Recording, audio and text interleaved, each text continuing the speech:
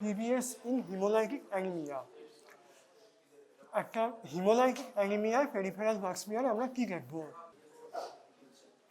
These are the cardinal features: premature gestation of RBC and shortened lifespan.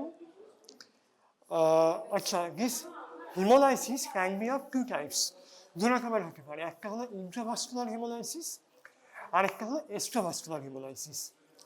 তো intravascular hemolysis এর মধ্যে আমরা কি পাবো ফিচার্স? আচ্ছা, intravascular মানে ওয়েগিং সার্কুলেশন, আর extravascular মানে মেইনলি স্প্লিন, লিভার স্প্লিন, মানে রেটিকুলো এন্ডোথেলিয়াল সিস্টেমে, আরই সার্কুলেশনে ব্লাড সেলগুলো, আরবিসিগুলো ডিসট্রাকশন হয়। আচ্ছা, তাহলে স্প্লিনোমেগালি আমরা এক্সট্রাভাস্কুলারে আমরা প্রেজেন্ট পাবো, ইন্ট্রাভাস্কুলারে ইট উইল অ্যাবসেন্ট। তারপরে হচ্ছে রেটিকুলোসাইট আউট, কী পাবো আমরা? It will increase in কোথায়? Both in intravascular or extravascular. Reticulocyte will increase in both intravascular and extravascular. আচ্ছা, then indirect serum bilirubin, এটাও ইনক্রিজ করবে in both. আচ্ছা, আর hemoglobin in urine, কোথায় পাবো আমরা? Hemoglobin intravascular, and hemocysteine in urine intravascular পাবো আমরা। আর haptoglobin is absent in intravascular, haptoglobin reduce থাকবে। haptoglobin will decrease in intravascular hemolysis. extravascular either normal or increase. আচ্ছা, আর serum LDH will increase in both. Achha, these are some differentiating points. Now there are some common features, both intravascular and extravascular, in all hemolytic jaundice, like clinical features: pallor হবে, anemia হবে, and another one is jaundice.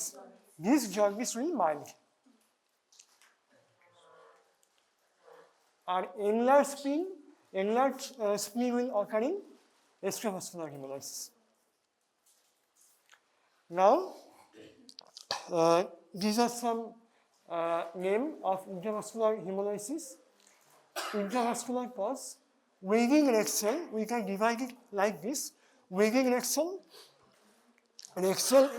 membrane defect, and enzyme defect, like three types. So, weighing red cell membrane defect, hereditary spherocytosis and hereditary elliptocytosis. And there are a few more: hereditary pyruvate, hereditary stomatocytosis.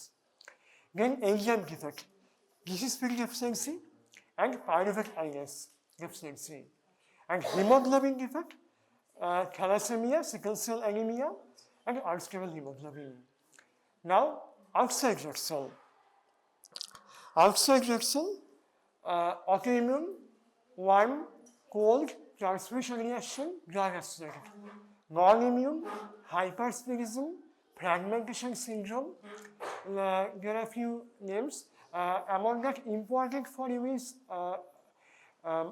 MAHA, microangiopathic hemolytic anemia, and TTP, HUS, BIC, and March hemoglobinuria. And infections, toxins, malaria, babesia, Bartonella, Clostridium onchi. And few drugs, liver disease, PNH. Okay, so defect in red cell membrane, defect in hemoglobin, among that sickle cell and thalassemia, and defect in enzyme. Disease-free deficiency, পুরো কথা কি হবে? Glucose 6-phosphate dehydrogenase deficiency and pyruvate kinase deficiency. Achha, then outside red cell, immune hemolytic anemia, mechanical hemolytic anemia, and hypersplenism. Achha, there are some common features in all the hemolytic anemia, like in peripheral blood smear, like polychromatic RBC will present. This is common. Polychromatic RBC will present. These are the pictures of what is this? What is this?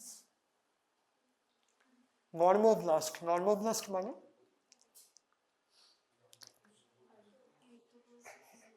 হ্যাঁ, এটা নর্মোব্লাস্টের আরেকটা নামও আছে, আমরা ওই নামটাই বেশি use করি।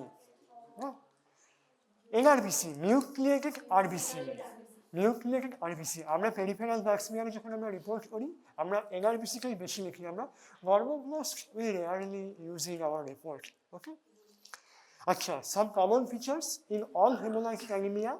There are some specific features and there are some common features. Common features এর মধ্যে একটা হলো তোমার NRBC. Then NRBC is one of the common features. Then polychromatic RBC. Then polychromatic RBC. Achha. These are reticulocyte. These are reticulocyte. And some point.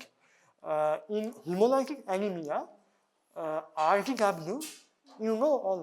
তোমরা জানো RTW কাকে বলে? MCV, MCH, MCHC, RTW সবার আইডিয়া আছে তো? তো RTW মানে red cell distribution rate. So this RTW will increase. So there will be anisocytosis, and sometimes it may be anisopoikilocytosis. Anisocytosis মানে সাইজ, আর শেপের ভ্যারিয়েশন হলো anisopoikilocytosis. So these are some common features. আচ্ছা, reticulocyte increase করবে, it is also common features. Reticulocyte কাকে বলে? পড়েছো reticulocyte? জানো ব্যাপার? মানে হ্যাঁ, না ওটাকে আরবিসিটা, হ্যাঁ পুরোপুরিটা ম্যাচিওরটা ইয়ে হয়নি, মানে তোমার নিউক্লিয়াসটা থাকে না অ্যাকচুয়ালি যদি আমরা রেটিকুলোসাইটের আমরা স্টেজ নিয়ে কথা বলি, stage 0, 1, 2, 3, 4. There are 5 stages of reticulocyte. So if we consider stage 0, then nucleus will be present. But after that, no nucleus. So if we consider stage 0 reticulocyte count, reticulocyte. Sometimes, but most commonly absent. It is absent. So what is this reticulocyte? আমরা কি দেখতে পাই? এগুলো কি? এই জিনিসগুলো কি? এগুলো কি? না, এগুলো হলো ফ্র্যাগমেন্টেড আরএনএ। আরএনএ এগুলো হচ্ছে fragmented RNA. Actually, the strain which we use, that is called supravital strain. কারণ this is the completely different strain. আমরা যত strain পড়ি বা পড়েছি বা পড়বো প্যাথোলজিতে, তো সারা পৃথিবীর মধ্যে এটাই হলো এমন একটা স্ট্রেন যেটা একটা সুপ্রাভাইটাল, মানে একটা ভাইটাল, মানে একটা লিভিং থিংকে ও স্ট্রেন করছে। That is call supravital stain. কি নাম স্ট্রেনটা? জিমসা স্ট্রেন। জিমসা স্ট্রেন তো আমরা নর্মালি ইউজ করি, ওটাকেই এই স্ট্রেন হবে না, ওর অত ক্ষমতা নেই। পুরো পৃথিবীর মধ্যে একমাত্র এই স্ট্রেনটারই ক্ষমতা আছে। New methylene blue, new methylene blue. Achha. So these are living body, living fragment, living thing. Achha. Now we reach in the specific finding. Sickle cell anemia. So sickle cell anemia আমরা কি করে বুঝবো? এই সেলগুলো আমরা দেখবো, এগুলো কি cell? Sickle shaped RBC, sickle shaped RBC. আচ্ছা, আর এগুলোকে কি বলো? এই সেলগুলোকে target cell, target cell, target cell, bull shaped, bull cell বেশি। আচ্ছা, দেন থ্যালাসেমিয়া। থ্যালাসেমিয়া আমরা কি করব? কি করে আমরা ডায়াগনোসিস করবো থ্যালাসেমিয়া? কি করে আমরা ডায়াগনোস করবো? How to diagnose a case of thalassemia? শুধু পিভিএস দেখে ডায়াগনোসিস হবে? হবে না তো, তার জন্য কি দরকার? ফাইনাল ডায়াগনোসিসের জন্য HPLC, high performance liquid chromatography, HPLC। তো আমরা স্ক্রিনিংটা আমরা প্রথমে পেরিফেরাল ব্লাড স্মিয়ারে করবো। কি পাবো আমরা? মাইক্রোসাইটিক হাইপোক্রোমিক রেড সেলস হবে, আর হচ্ছে mark anisocytosis, poikilocytosis and other abnormal cell. Among the other abnormal cell, we will find target cell. These are target cell. Okay? And teardrop cell, teardrop cell ছবি এখানে, these are teardrop cell. These are teardrop cell. This, okay? Target cell, teardrop cell. আর দেখছো তোমরা as a whole কিন্তু size and শেপের কিন্তু পার্থক্য আছে, মানে শেপের যে ডিফারেন্স আছে তোমরা বুঝতেই পারছো, কারণ এগুলো কোনোটি যখনই তোমরা দেখতে পাবে যে এরকম টিয়ার ড্রপ সেল বা অন্য শেপের সেল, তার মানেই ওর শেপের ভ্যারিয়েশন আছে, আর সাইজের ভ্যারিয়েশন আছে, বুঝতেই পারছো তোমরা, কিছু বড় কিছু ছোট। আচ্ছা, এগুলো হচ্ছে তোমার টিয়ার ড্রপ সেল, এগুলো টিয়ার ড্রপ সেল, এগুলো এগুলো সব টিয়ার ড্রপ সেল, এগুলো পাওয়া যায় থ্যালাসেমিয়ায়।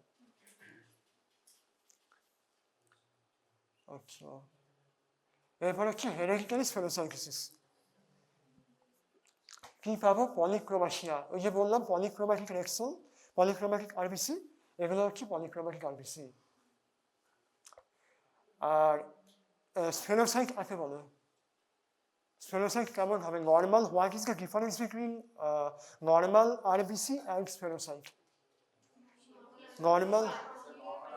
নর্মাল আরবিসির যে বাইকনকের শেপটা থাকে, স্পেনোসাইটে সেটা থাকে না, তাহলে কি হয় এখানে? মানে গোলকে বুঝলাম, কিন্তু সাইজে কি হয়? মানে হ্যাঁ গোল হয়, সাইজটা ছোট হয়ে যাবে। তাই জন্য এখানে তোমার এমসিভি কমবে আর এমসিএইচসি বা এমসিএইচ বাড়বে এখানে। না হলে পরে নর্মালি কি হয়, এমসিভি কমলে এমসিএইচও কমে, এরকম একটা ব্যাপার। MCV normal, MCh normal, MCV কমছে, এমসিএইচ কমছে, এমসিএইচসি কমছে, কিন্তু এখানে তোমার এমসিভি কমবে কিন্তু এমসিএইচসি বাড়বে।